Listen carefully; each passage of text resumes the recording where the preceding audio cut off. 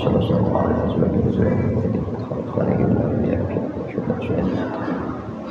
sultan Allah syai'un al-Qadir al-Jilani wa sallallahu alaihi wasallam wasallam ala kitab Syekh Yahya Syarafuddin An-Nawawi anna Allah karim yu'idu alaina min al-batil sallallahu alaihi wasallam syai'ul laila al-Fatihah. A'udzu billahi minasy syaithanir rajim. Bismillahirrahmanirrahim.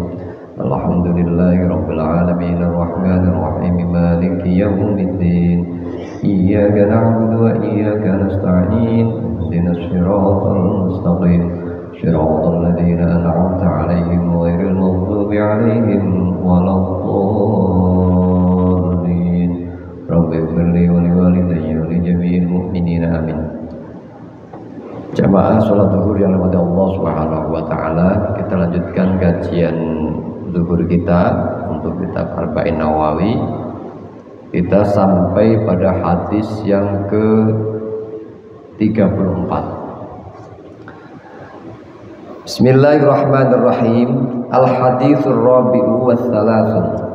Hadis ke-34. An Abi Sa'id Al-Khudri radhiyallahu taala anhu qala, dari sahabat Abi Sa'id Al-Khudri, semoga Allah meridhai atas sahabat Abi Sa'id. Qala, berkata sahabat Abi Sa'id, sami'tu Rasulullah sallallahu alaihi wasallam yaqul, saya mendengar Rasulullah sallallahu alaihi wasallam bersabda, man ra'a minkum munkaron falyughayyirhu biyadihi fa illam yastati fa bilisani fa illam yastati fa biqalbi wa dzalika adhaful iman.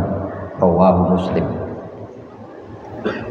Man ra'a minkum, barang siapa dari kalian yang melihat mungkaron, atas kemungkaran, hal-hal yang mungkar, falyughayyirhu, maka hendaklah orang itu merubah kemungkaran itu biyadihi, dengan tangannya.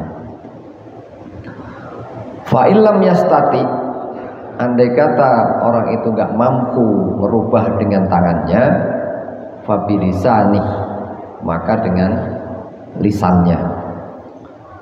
Fa illam yastati, maka kalau juga tidak mampu dengan lisannya, fabi qalbi, maka dengan hatinya. Wadzalika, dan yang begitu itu, yang berarti dengan hatinya, adhaful iman, adalah selemah-lemahnya iman. Rawahu Muslim. Hadis diriwayatkan Imam Muslim. Jamaah sekalian, ini hadis yang penting dan jadi pegangan buat kita, yakni satu perintah dari Rasulullah Shallallahu Alaihi Wasallam yang mengajak, memerintahkan kepada kita, kalau kita ini melihat satu kemungkaran, mungkar dimaksud ada hal-hal yang melanggar dan melawan ketentuan agama, maka hendaknya orang itu merubahnya dengan cara tangannya. Ini kira-kira pokoknya adalah amar ma'ruf nahi mungkar, mencegah kemungkaran. Nah, memang para ulama menyampaikan biyadihi ini untuk hal-hal sosial kemasyarakatan, hal-hal yang terkait dengan sistem kemasyarakatan. Yang dimaksud dengan tangan ini adalah kekuasaan atau orang-orang yang punya kuasa, mandat dengan jabatan dan kuasa itu. Artinya apa? Artinya ketika memandang mandat kekuasaan itu, ketika ada hal-hal yang memang melanggar kemungkaran, dia bisa menggunakan kuasanya untuk melakukan perubahan. Jadi kita tidak main hakim sendiri dan juga tidak menang-menangan. Ini. Jadi memang melihat man ro'a itu melihat perkara yang memang benar-benar terlihat, kita tahu itu sesuatu mungkar. Dia mungkar, kita secara fisik, secara zahir menyaksikan itu kemungkaran. Nah ini kita fal yughayyirhu biyadi, kalau itu kita berkuasa maka kita gunakan kekuasaan kita. Nah, kalau kita melihat kemungkaran, misalnya seorang ini minum minuman keras, atau seorang ini bermain judi, atau hal-hal lain yang banyak, ya karena ini tadi dalam sistem sosial itu, ya kita menggunakan tangan kita ini, gerakan tubuh kita ini untuk melakukan koordinasi dengan pihak berwenang agar dilakukan tindakan-tindakan terkait kemungkaran yang terjadi. Nah, bagaimana Pak kalau itu kita main grebek sendiri, main hajar sendiri, kalau memang ini nyata-nyata mungkar, kalau kita nunggu-nunggu koordinasi malah tidak dilakukan, gimana kita? Nah, karena ini dalam koridor negara hukum yang juga mempunyai kewenangan untuk menindak perkara kemungkaran, kita dilarang main hakim sendiri. Apalagi main hakim sendiri ini yang bisa membahayakan dan memfatalkan diri kita sendiri. Alih-alih kita mau membasmi kemungkaran itu, justru kita yang diciduk karena mengganggu ketertiban dan keamanan. Ini juga harus kita perhatikan. Kita kan semangat mau melawan kemungkaran, tapi karena kita justru itu rumah orang bisa rusak, itu pagar orang bisa rusak, itu macam-macam.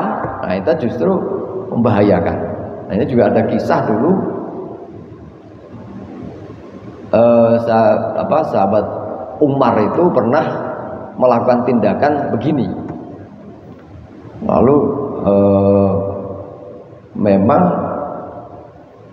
dia menduga tempat ini waktu itu rumah orang yang melakukan kemungkaran itu terkunci di dalam rumahnya sendiri, tapi dia menduga, nah ini masih dugaan benar apa enggaknya di dalam rumah itu, tapi rasanya dia melakukan kemungkaran. Grebek benar, marah-marah sahabat Umar, kamu telah melanggar segala macam-macam itu. Lalu direda sahabat Umar, kalau saya melakukan satu kesalahan berupa satu minum minuman keras, kalau sampean ya Umar, engkau telah melakukan 3 kesalahan. Yang pertama, sampean itu mencari-cari kesalahan. Nah, di dalam Islam itu kita tidak diperkenankan untuk mencari-cari kesalahan. Ini rumah tertutup, kunci rapat, tidak sudah dipagar, saya diam sini, kamu mencari-cari saya berbuat salah. Itu satu wala tajassasu, kan gitu. Tidak dikenankan kita ini mencari-cari dosanya, kesalahannya yang lain. Karena saya nggak suka ini, pokoknya saya cari terus gitu kan. Wala tajassasu. Yang kedua, sampeyan telah melompat pagar rumah saya. Ini berarti orang, kata Nabi itu, masuklah dari pintu yang baik. Masuk rumah itu dari pintunya. Ini melanggar. Ya kan? Yang ketiga, kamu telah merusak material rumah saya ini karena kamu dobrak. Nah ini. Nah, karena itu diingatkan, akhirnya sahabat Umar mengatakan, ya sudah kalau gitu saya salah, mohon dimohonkan ampun kepada Allah Subhanahu wa taala, dan saya berpesan agar kamu jangan melakukan tindakan minum-minuman keras lagi. Ini. Jadi tindakan melawan hukum itu juga keliru.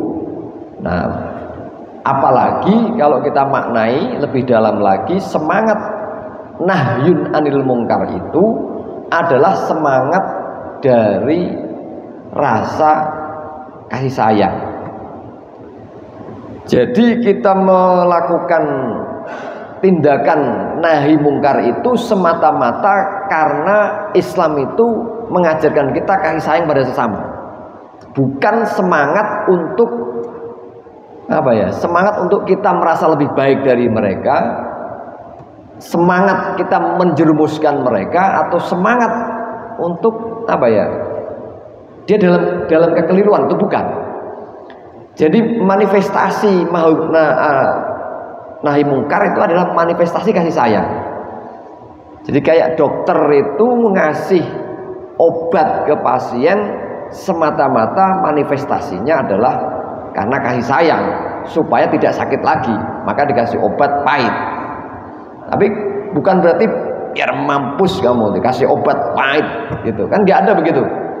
Dokter ini ngasih obat semata karena menyembuhkan kasih sayang. Nah, semangat kita untuk nahi mungkar kepada mereka yang mungkar itu karena kita kasih sayang.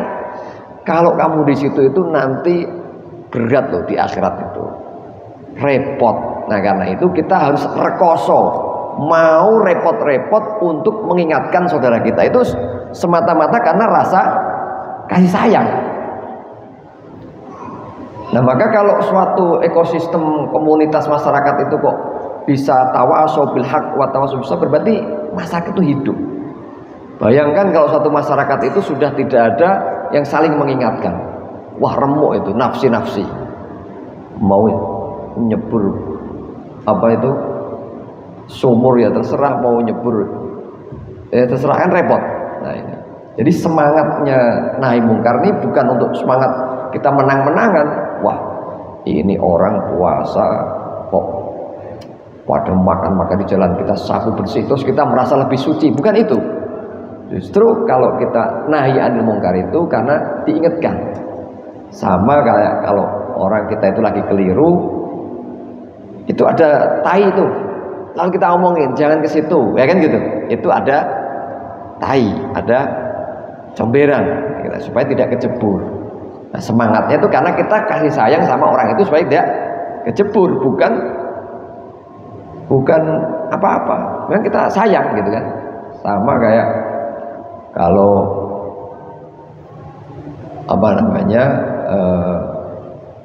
ya begitu, kita punya saudara, punya semangat untuk membenarkan semata-mata karena manifestasi kasih sayang, bukan mau menang-menangan.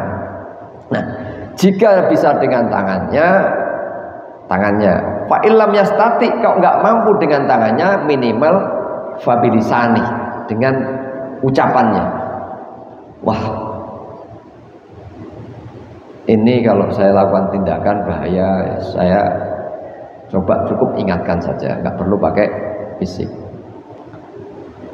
Lalu seandainya mulut pun tidak mampu keluar karena kita khawatir, setidak-tidaknya kita ingkar atas kemungkaran yang terjadi. Ini dikatakan sebagai selemah-lemahnya iman. Nah, ini minimal kita nggak taslim dengan kemungkaran itu. Kita nggak apalagi menyenangkan, biarkan mereka dalam kesesatan, biarkan surga milik saya sendiri, maka dia akan terjebak selamanya dalam kedzaliman. Nah, ini nggak boleh ini. Wadzalika, orang ini bukan ataful iman, mau taslim dengan kesalahan itu. Minimal kita ingkar, sana ini mafia semua, nggak mungkin saya ngomong, nggak mungkin ini. Setidak-tidaknya kita tidak taslim, setidaknya kita ingkar atas kemungkaran yang terjadi itu. Itu adalah selemah-lemahnya iman. Kalau kita taslim bahaya, apalagi tadi sengaja menjerumuskan saudara-saudara kita tetap dalam kezaliman. Nggak ada. Semangatnya rahmatan lil alamin ini, semangatnya Islam ini untuk mengajak supaya kita ini rame-rame masuk surga bersama-sama. Rasul itu mengajak kita, bahkan tidak menginginkan umatnya itu dalam kepahitan, tidak menginginkan umatnya nanti itu sengsara, tidak menginginkan nanti umatnya di neraka. Maka ingin sekali Rasulullah itu seluruh umatnya ini selamat. Nah, kalau kita ingin mewarisi semangat Rasulullah itu, ya kita harus memiliki sikap yang sama, semangat yang sama, jiwa yang sama untuk menyelamatkan saudara-saudara kita ini dari segala hal yang menyebabkan mereka ke jurang neraka. Nah ini yang mendasari kenapa kita harus anil mungkar. Bukan mendasarinya karena kebencian. Ini karena kamu melakukan kemungkaran, maka unsurnya adalah benci, unsurnya adalah ketidaksukaan. Ini yang tidak dimana. Dasar nahi mungkar adalah karena kasih sayang. Karena itu Islam mengajak dalam kedamaian, tidak berbasis kebencian. Jadi ini yang membedakan semangat Rasulullah. Semangat dakwahnya bukan berbasis kebencian karena selama ini musuhi, maka kalau ada kesempatan kita hajar, bukan. Bukan kita ingin menempatkan lebih suci, gitu ya. Karena semua berproses menuju kedekatan dan ketakwaan kepada Allah Subhanahu wa taala. Saya kira itu ya sobat hadis ini, mudah-mudahan kita semuanya diberi kekuatan lahir dan batin Allah Subhanahu wa taala, dan kita tunjukkan ke kelompok dan jalan orang-orang yang benar yang diridhoi oleh Allah Subhanahu wa taala. Demikian ihdinas siratal mustaqim, mohon maaf. Assalamualaikum warahmatullahi wabarakatuh.